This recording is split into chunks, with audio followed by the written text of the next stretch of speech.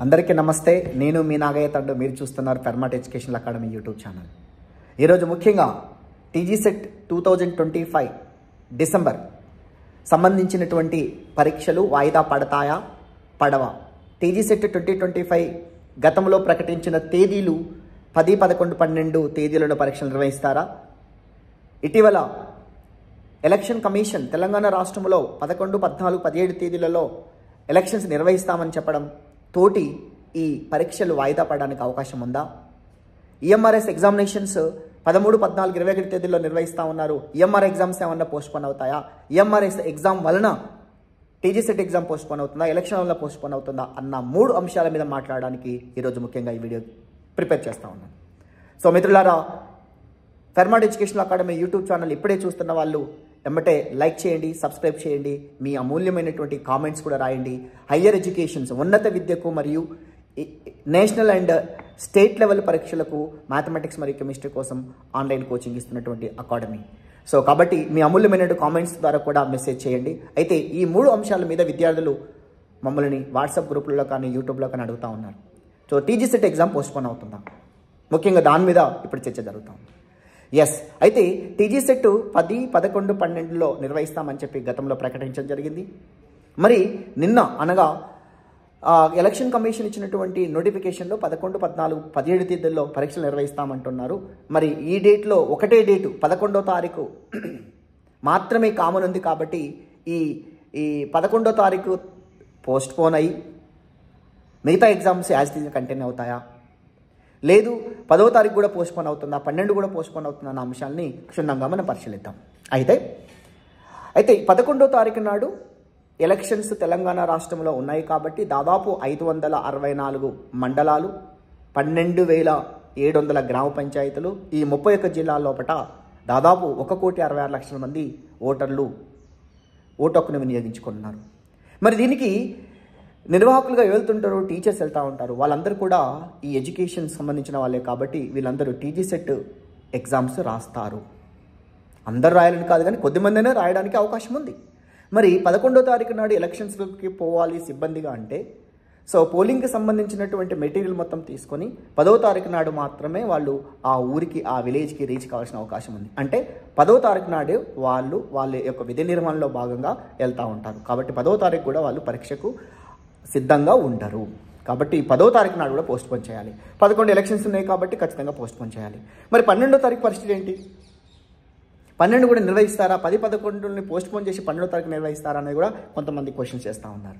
12 కూడా నిర్వహించకపోవచ్చు as pi my concern.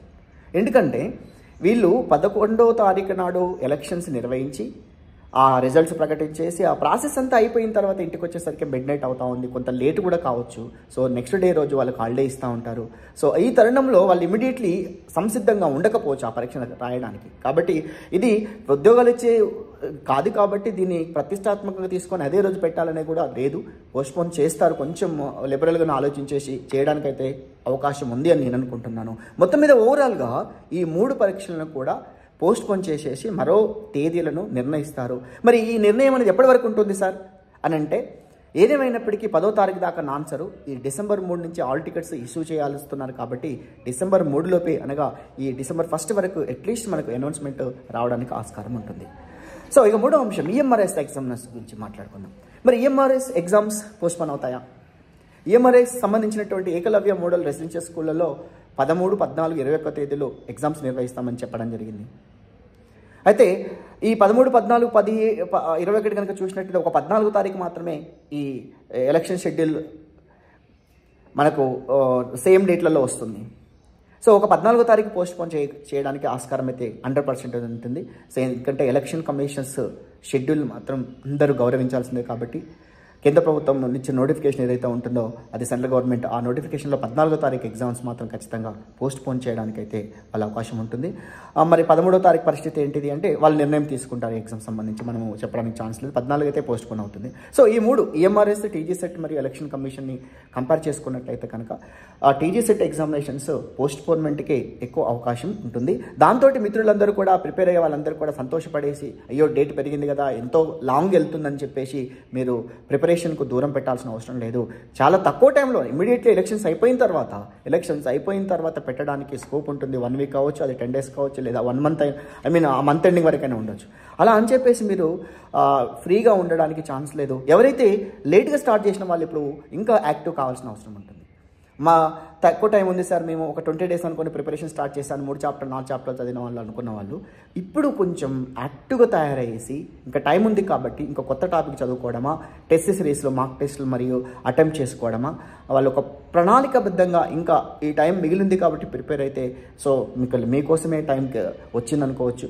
ఆ రకంగా ప్రిపరేషన్ చేస్తే ఇప్పటికైనా కొంత రీచ్ కావడానికి ఆస్కారం ఉంటుంది. సో ఓవరాల్గా చూసినట్లయితే టీజీసెట్ ఎగ్జామినేషన్కి సంబంధించినటువంటి పరీక్షలు పోస్ట్పోన్మెంట్కే అవకాశాలు ఎక్కువగా ఉన్నాయి. సో కాబట్టి ఈ ఆస్పిరెంట్స్ ఎవరైతే ఉంటున్నారో టీజీసెట్ రాసేవాళ్ళు, ఎందుకంటే సంవత్సరం దీనికోసం ఎదురు చూశారు చాలామంది. టీజీసెట్ నోటిఫికేషన్ ఎప్పుడు, ఎగ్జామ్స్ ఎప్పుడు అనుకున్నాం, ఆ రకమైన టైం వచ్చింది. సో ఎక్స్టెండ్ కావాలని కొంతమంది అనుకుంటున్నాడు, ఇన్ టైంలో కావాలని ఇంకో కొంతమంది అనుకుంటున్నారు. సరే ఏదేమైనప్పటికీ కొంత టైం పెరిగింది కాబట్టి ఈ టైంను ప్రణాళికాబద్ధంగా ఇట్టే చేసుకున్న వాళ్ళే సక్సెస్ అందుకుంటారు.